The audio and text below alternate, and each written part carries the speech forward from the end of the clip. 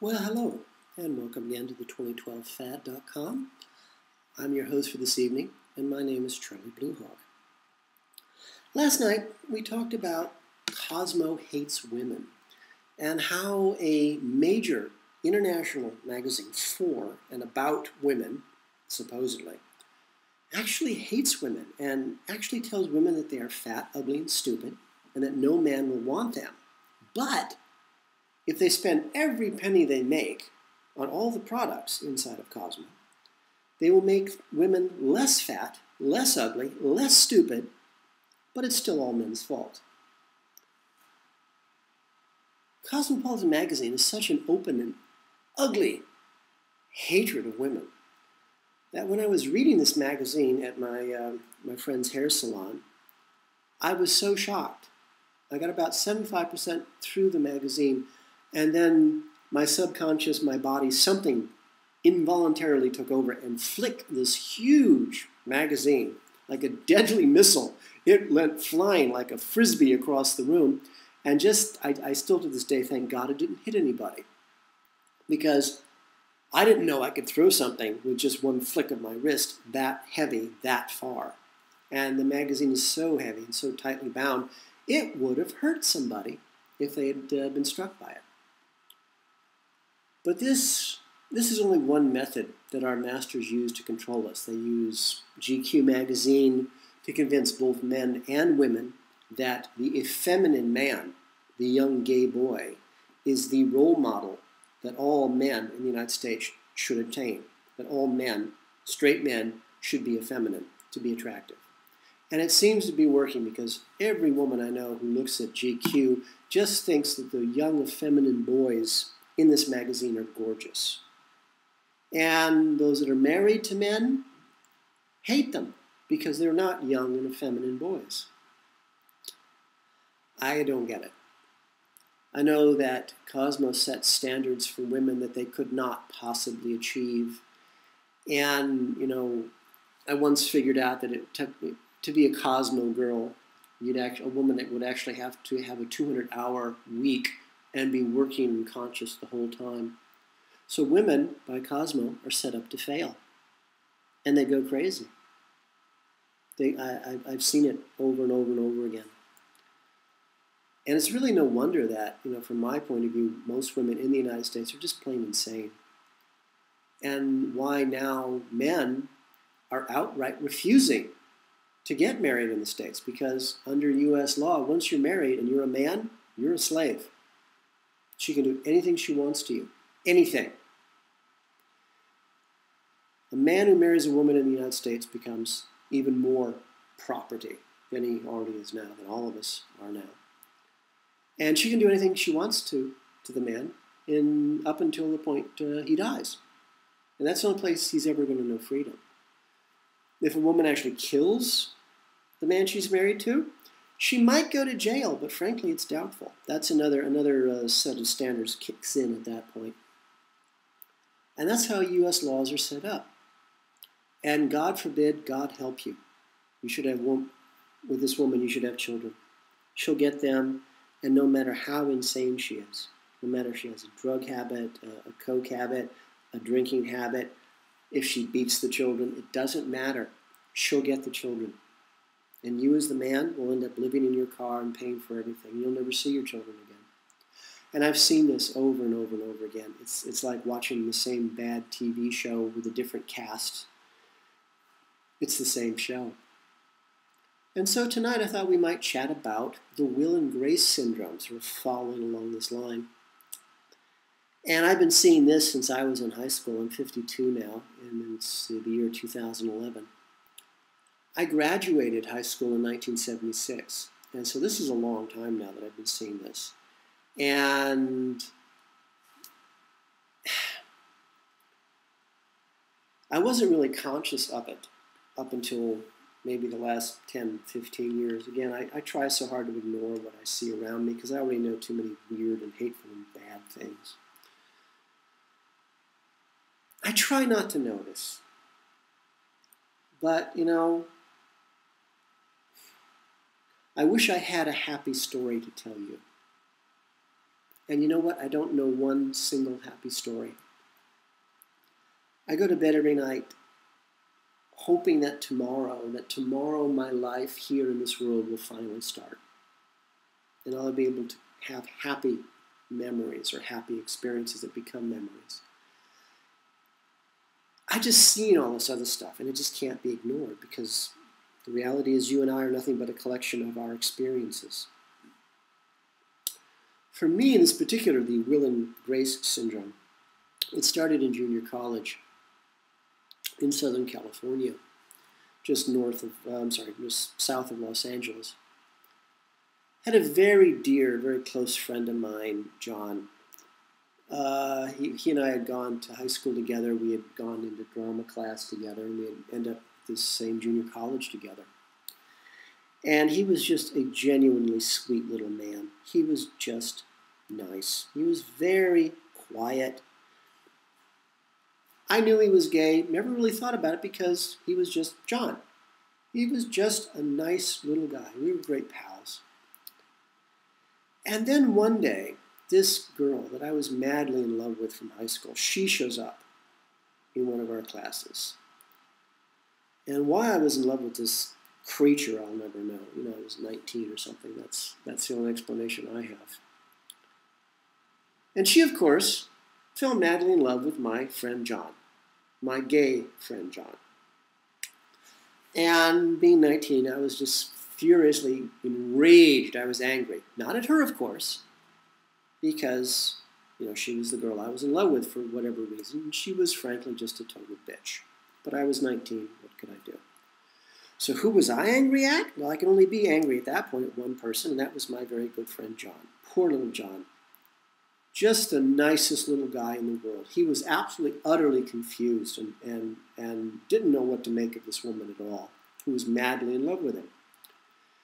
And like pretty much every gay man I've ever met who was caught like this, and I know quite a few, all of a sudden their best girlfriend falls in love with them.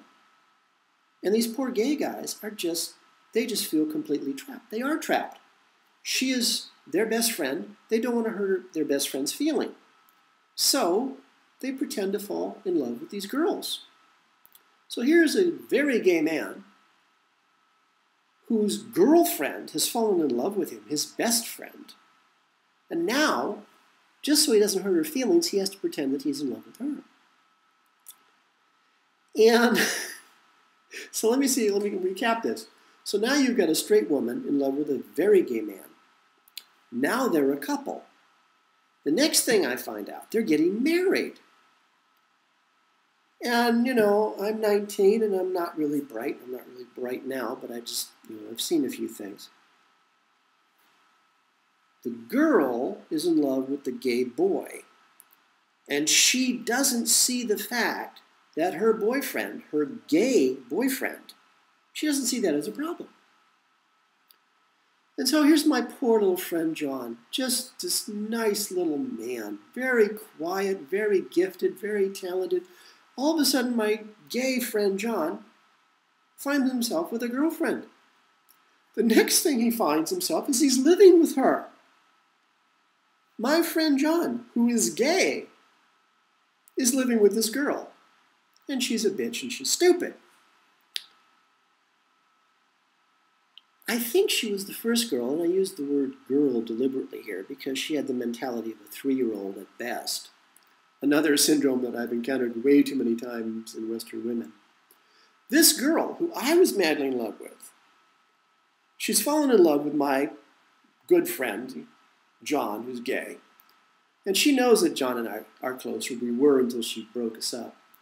This stupid woman actually comes to me and asks me for advice on her relationship with her gay boyfriend.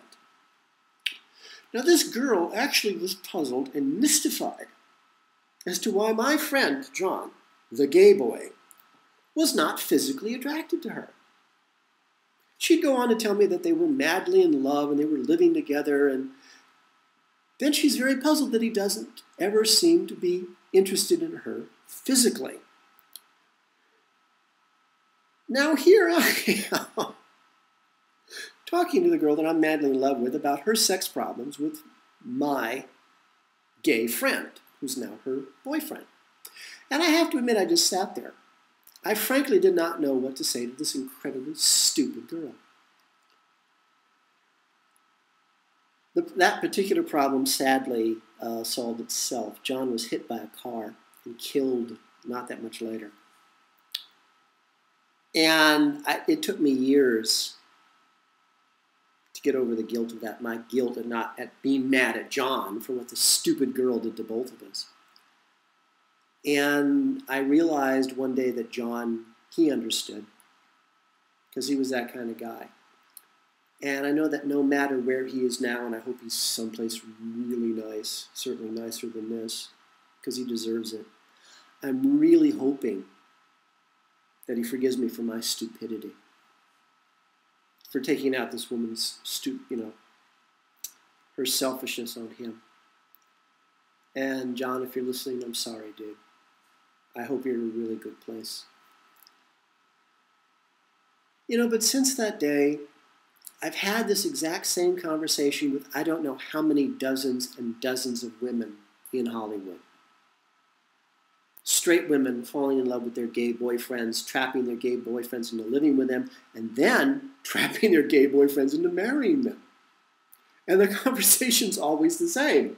She says to me, we're madly in love with each other. But he's not interested in me physically. And I have to admit, finally, I just couldn't take it anymore. I would just look at them, these women, and I came up with a standard statement that I had since developed. And I said, it's because he's gay, you stupid bitch.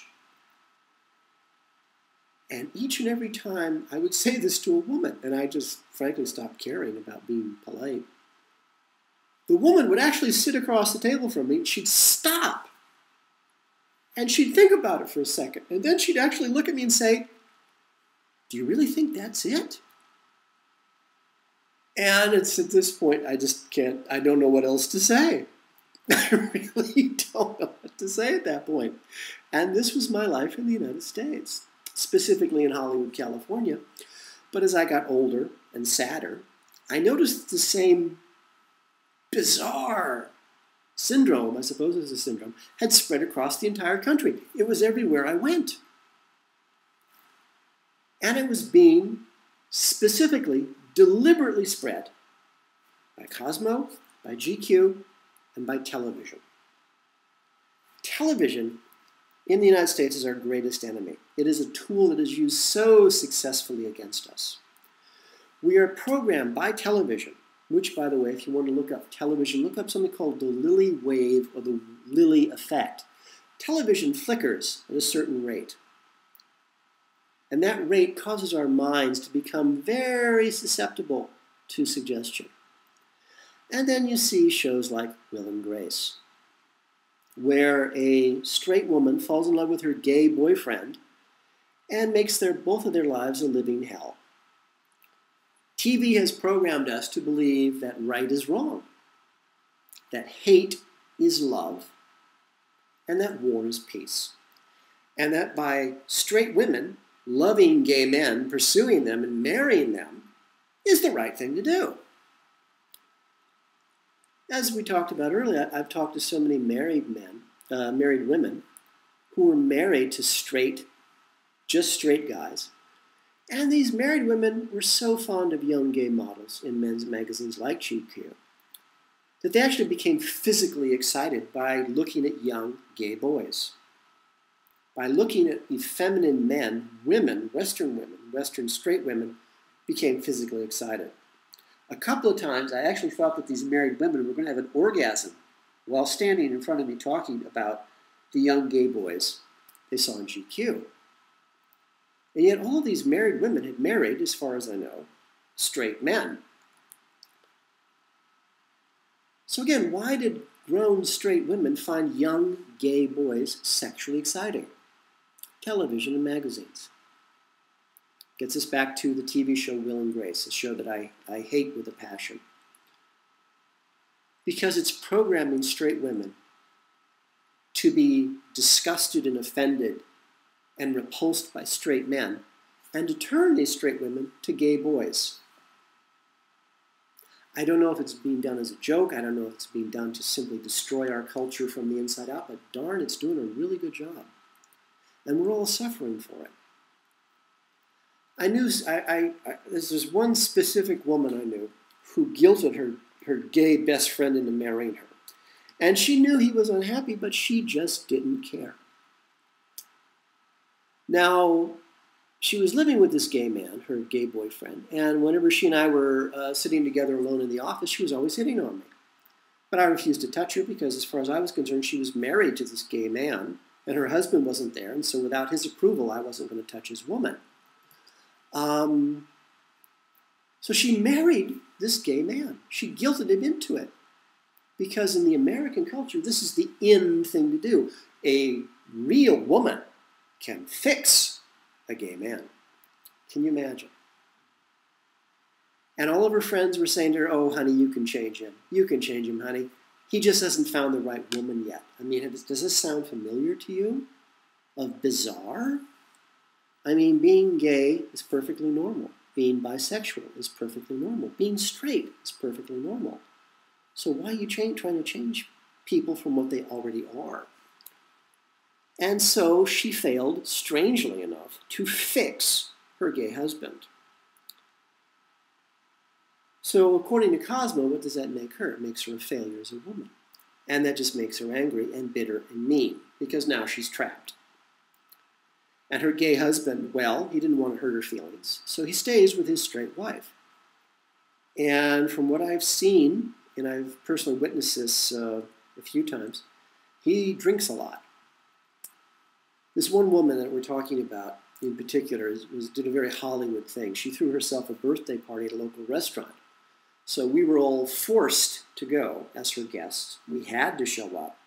We had to pay the restaurant for our own meals. We had to pay for the rental of the restaurant. We had to pay for the decorations. And we had to bring gifts. It's very Hollywood. It's very, very American woman. And her gay husband, oh, he was there. He showed up earlier than I did, and I wanted to get there as quick as I could, get out as quick as I could, because I was working with this woman on a business project, and I needed to keep her, keeping good with her. You know, it didn't last, of course. But her gay husband even made it there before I did. And by the time I got there, he'd already had like 38 shots of whiskey. And he was not a big man. He was a little tiny fellow. He was smaller than me. And so, here's this poor gay man trapped. He's married to this woman, his best friend, and he's doomed to spend the rest of his life in misery. It's a joke. And it's a joke on all of us. For me, I'm a lesbian magnet. Lesbians just love me to pieces. Thank goodness it's protected me more times than I can tell you from the crazy straight women. And a couple of times, you know, a couple of these nice lesbian girls took me home, and that was just wonderful, and unfortunately it didn't last. It would have been perfect for me. The rest of the time, you know, I'm a lesbian magnet, but sister affection can only go so far, and then you just have to run away. I'm still running. First I ran east, and I went south, and then I went to New Zealand, then I... Excuse me. But Will and Grace, they are alive and well. He's having sex with men all over the place, and she's at home reading, resting, watching her life pass before her eyes, forgotten. And you know what? There's no waking up most people. Don't even try. I've wasted 40 years of my life. Please don't waste a moment of yours. For all of us here at the 2012fad.com, this is Charlie Bluehawk. I'm wishing you a really good day, please. And reminding you, please, keep that one good thought.